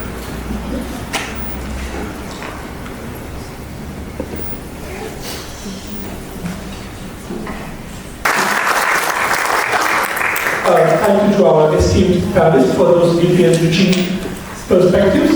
We will now open the floor for questions or comments. We have 15 minutes. I would like to request you to kindly raise your hand and introduce yourself very briefly before posing your question or comments.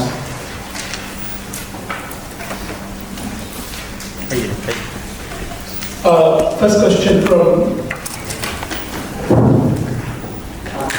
Thank you, Professor Bobbiarachi, for the enlightening lecture, which is followed by an amazing panel discussion. So, I am Dr. Abdul Hamid, Professor of Archaeology at Hazara University, Manisha, Pakistan.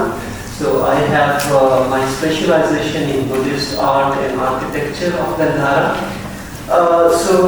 My comment, so I would like to add something more to as far as the traditions that travel along the Silk Route are concerned. So apart from the Avalokiteshvara, Bodhisattva Avalokiteshvara and the Khoury inscription, there are two other important Buddhist traditions that emerged in Gandhara. So the first one is I excavated one of the most important sites at Texla Valley, that is Bamala Stupa, from where I discovered the earliest monumental statue of Buddha, which we have declared to be the earliest colossal sized statue of Buddha in the world. Based on radiocarbon dating and numismatic evidences, we have placed this statue, which measures 14 meters in length, which is constructed or made of conjunct stone. The sole example, we don't have any other example of Buddha statue which is made of conjunct stone. So this is the only example and the earliest one, because it predates all the monumental statues of Buddha that we have from Central Asia, from Afghanistan, from Sri Lanka, Parawahera, and even from the Ajanta Cave 26 statue.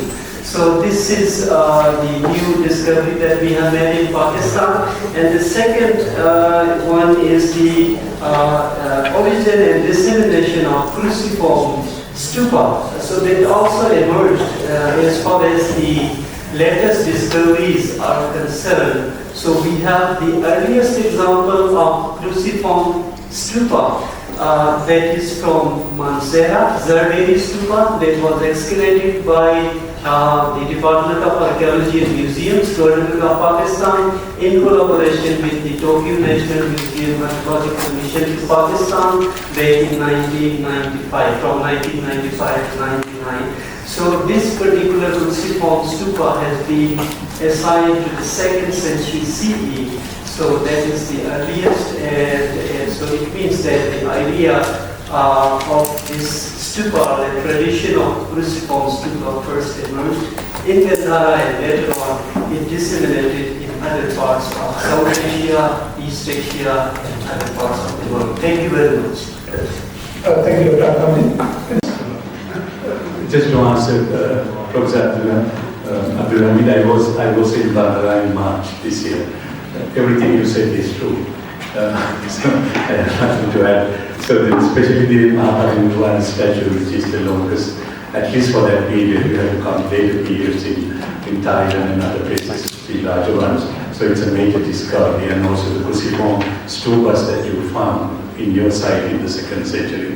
It was, it's found in Swat Valley and also in Afghanistan and Burma. It's very important, the transmission of images and also the architecture. Thank you so much. Thank you, Professor Bokerachi. Please ask the questions or comments very briefly. So, yeah, question from Deputy Permanent of Vera. Tout d'abord, nous félicitons le Sri Lanka pour avoir organisé aujourd'hui à l'UNESCO la célébration de la Journée internationale de Vesak. Nous avons l'honneur d'apporter votre reconnaissance que le 6 au 8 mai, la Journée des Nations Unies de Vesak 2025 a été organisée à Lacoeuilhe, du Vietnam. Placée sous le thème solidarité et tolérance pour la dignité humaine, la sagesse bouddhiste pour la paix mondiale et le développement durable, la cérémonie a réuni plus de 1000 participants de 85 pays. Parmi les dignitaires présents figuraient le président vietnamien, son homologue sri-lankien, Anurag Kumara Dissanayake, le ministre indien des Affaires parlementaires et des minorités ethniques, Kiran Rijiju, et le vénérable Parawahera, président du comité international d'organisation de la journée du Vesak. C'est la 4e fois que le Vietnam a organisé et accueilli la journée internationale du Vesak. Le secrétaire général de l'ONU, la directrice générale de l'UNESCO ont adressé les messages vidéo de félicitations. Ici, on salue le rôle du bouddhisme dans la promotion d'une culture de la paix, du respect de l'environnement et du dialogue entre les peuples. Le Vesak 2025 s'est conclu par la déclaration de Xing qui circulera de principes directeurs et témoignera de l'engagement commun de la communauté bouddhiste mondiale en faveur de la dignité humaine, de l'éthique, de la justice sociale et du développement durable, s'engageant à l'unité et à la tolérance, avec compassion et sagesse comme fondement du développement durable. La déclaration affirme l'importance du dialogue interculturel et interreligieux tout en encourageant l'intégration de la pleine conscience bouddhiste dans les politiques et structures de gouvernance pour le bénéfice de tous à long terme. Ça convient très bien avec le mandat de l'UNESCO. Nous souhaitons que l'UNESCO va continuer à renforcer les travaux dans ce domaine. Merci. International celebration of Vesak. Is there any comments? Okay, thank you. Professor, so, thank you, His Excellency. I want to thank Professor Bokerachi and the most distinguished panel for all these great insights. And I also was surprised to see within such a short period of time, reference was made to this huge geographic region and reference to almost all the countries, the ambassadors of which were present here today. I even saw a reference to Lebanon, I think by Professor Lefebvre, of glass, some glass components being brought from, one of the panelists, to connection. So it's really very interesting. I think we need probably one full day to really discuss this, and this cannot do justice to what we have been discussing. But I would have liked to hear more about the connections also with Central Asia. I felt that was perhaps for next year's discussion, perhaps, I don't know, where we can also refer to that. Thank you very much. If the panelists have anything to say about that. Thank you very much, Excellency. Yeah, we should have today's conference on Silk Road. As Mansam said, it's so wide. And again, I didn't think this much on Central Asia, but especially the role played by Soutians, Tokarians, and also the Chinese, as Professor Jean-Noel said, it's a vast area. So we need a lot of time to discuss this, and excavations are going on. by our colleagues from France, French archaeologists, and also from Berkeley and other universities, Japanese, Chinese. So many new things are coming up about Central Asian archaeology and art history, and also epigraphy, as you correctly said. We need to look into cultural inscriptions and also Tokharians and Sogdians. Scholars like Etienne Sierra, so we go for an extra little longer. Thank you so much. Any comments from UNESCO? Yes, I just wanted to add that, as you know, when we are talking about the Central Asia, we have to talk about Great Central Asia that covers somehow the regions in northern Afghanistan, Pakistan, and actually up to the 7th century of Khoury, all of these regions were Buddhist, and as it was just mentioned by Professor, there were the Sogdians, who were all the Buddhists who were somehow in charge of the intermediary connection between China and the Western regions. The legacy of Buddhism is enormously rich in Central Asia, and it has been already covered through the Silk Road program of UNESCO. I couldn't have this in further detail because of the shortage of time, but certainly this should be raised further in the future discussions. Thanks, and any other questions or comments?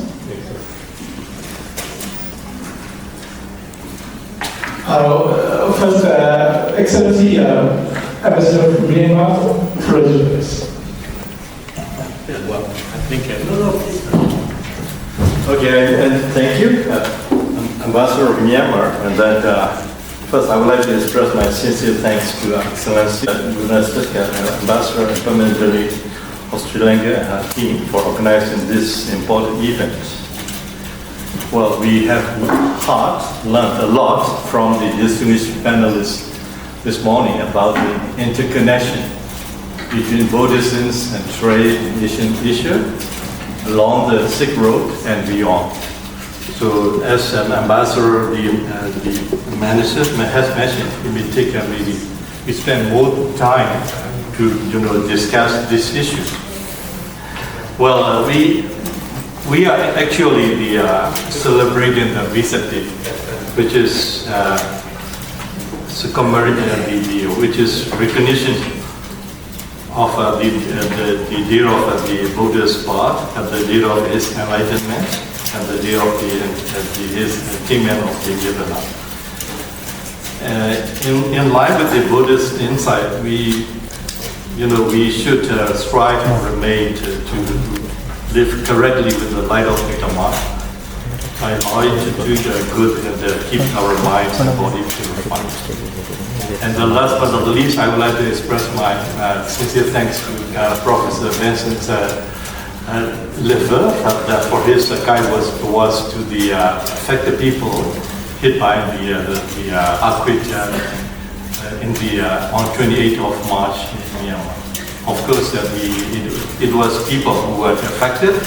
Also, we have to work for the restoration of the art and the culture and artifacts which have been hit by the earthquake. Thank you, Excellency. Is there any comment from Professor Johnson?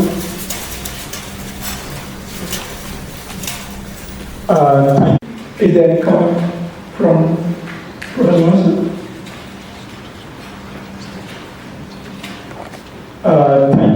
So, Ambassador Eric Labatze. Thank you very much. First of all, I want to congratulate the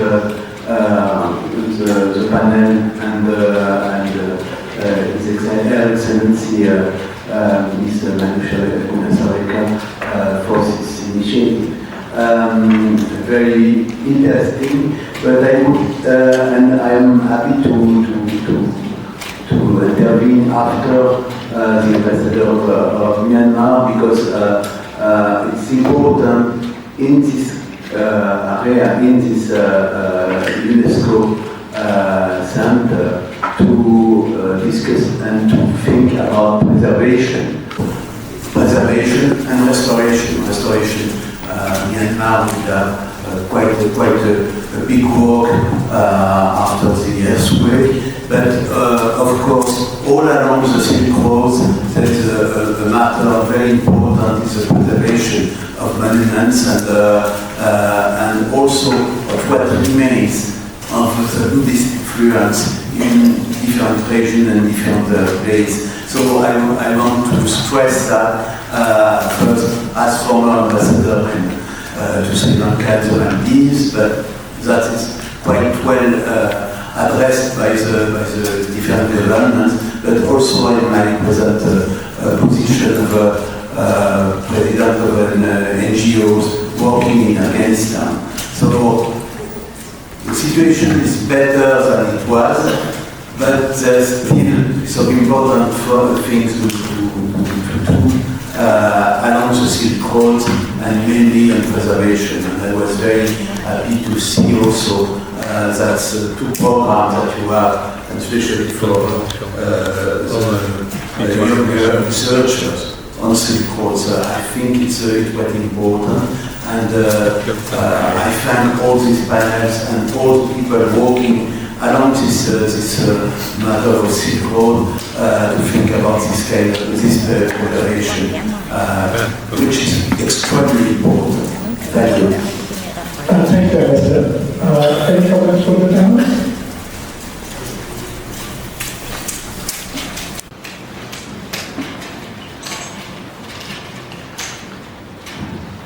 Thank you very much for your comment. I think that as we tried to show also today, research and preservation have to go together, hand in hand. Because one cannot think about preservation without any kind of knowledge. And I think that the archaeological excavation are the first step, along with the deciphering of inscriptions and the translation and the study of text. Then, once we have that knowledge, we can go forward for preservation, restoration, and dissemination of knowledge towards the more general audience. And we have also to think in terms of tourism in a way. Yeah, just for Sri Lanka for the excavations, I would like to mention the great work of the Central Cultural Fund. I mentioned the Department of Archaeology with whom we work for excavations, but we always in close collaboration as well with the Central Cultural Fund, and they handle more the preservation and conservation part. And everything, as you said, happens hand in hand and at the same time. As soon as we excavate anything, we do the preservation work all together, and that's of course a fundamental point. Thank you, His Excellency, that was Venerable. Thank you very much. Let me start by thanking Her Excellency Manisha for inviting us to be here, and also thank the panelists. It has been actually a very rich knowledge sharing session. We all benefited from it, and it's really very interesting to see how the trade connectivity between Buddhism and the trade in the ancient Asia. My question or comment rather is just for me to know how do we from the other part of the world, how did this connectivity, especially the trade in the ancient Asia has impacted on Africa? We know there's been an old trade across the oceans and history, like the panelists who has explained from the historical background, things have happened in the past and history has them. So I think it will be important for us to also have the share of that knowledge. Thank you very much. So, yeah, Dr. Ali? Yes, the links with the research is really developing in a fascinating way for the relations between the west coast of Sri Lanka and Africa and the west coast of India with Africa. I mentioned the glass, the analysis of glass beads in particular are showing new insights for Sri Lankan glass beads going to, for example, Tanzania and all these things which were not as known until now as other trade relationships, but now lots of research is going on and that shows very interesting new developments. Yes, I'd like to point out perhaps an unexpected link between India and Africa, at least the eastern part of Africa, meaning Ethiopia. I spoke about scripts And Ethiopian script, as you know, is very different from the other Semitic script, like Arabic and etc., as being to an abugida, like the Indian script. And there are very serious theories about the relationship between the phonetical system of Ethiopian script and the Indian script world. Ethiopia being an exception in the Semitic world in that way. So that's a very concrete link that's not been explained as yet, but it must be deepened. Thank you, Professor. Essex is the Ambassador of Bangladesh. Thank you. I would be remiss if I don't take the floor. First of all, thank the delegation of Sri Lanka and Ambassador Manisha Gunasekera for organizing such an illuminating event at the International Day of Vesak. I think this has been a very rich discussion by the panelists, and I wouldn't pretend to be knowing much about the history and the archaeological findings. But what I have learned today is perhaps one of the takeaways for me is that how the archaeological work and the anthropological studies of Buddhism and the spread of Buddhism and its role in actually spreading the message of peace along the vast territory that you have covered. Also, the role of the Buddhist monks in terms of the intercultural exchanges and the intercultural dialogues, as the panelists have mentioned about their role in connecting a distinct civilization of China with South Asia and Central Asia, Southeast Asia as well. I think that is important for us to understand in today's context, that how intercultural dialogues can actually promote peace, trade, development. And the more we understand about our past, I think it is going to be more beneficial for us to analyze what's happening in the present and how we can actually build peace. I think the central message of the International Day of Vesak is peace, and therefore this discussion has been very helpful, very enriching, and I thank you very much for that. Thank you, Excellency. Any comments from the panel?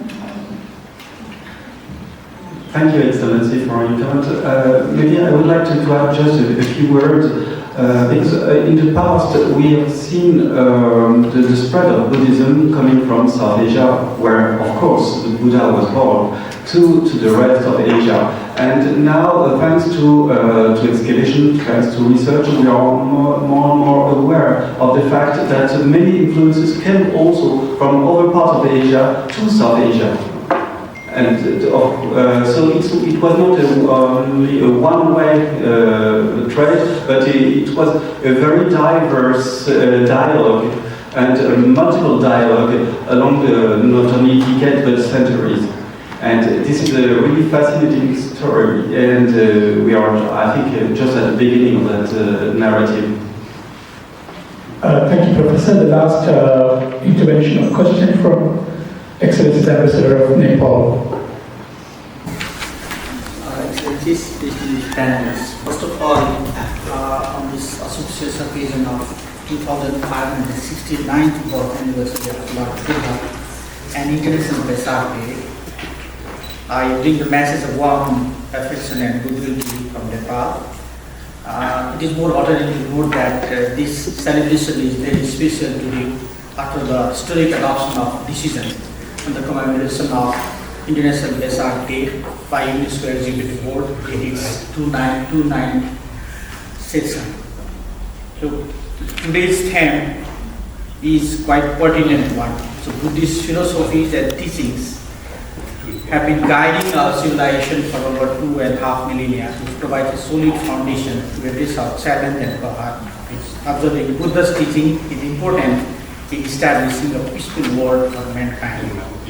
So I would like to express my sincere thanks to Our Excellency the Ambassador of Sri Lanka for organizing this special event and providing an opportunity to express, providing me also an opportunity to express yours, and hearing so fascinating exploration, archaeological exploration from the region, and also to note that there is a study from UNESCO in 1980s around Buddhist studies in Silk Road. And I hope that this panel will certainly aid the Ambassador of Sri Lanka said that this time is not that much sufficient. So we'll have more exploration on this Silk Road initiative and interplay between Buddhism and trade in Asia. I thank you.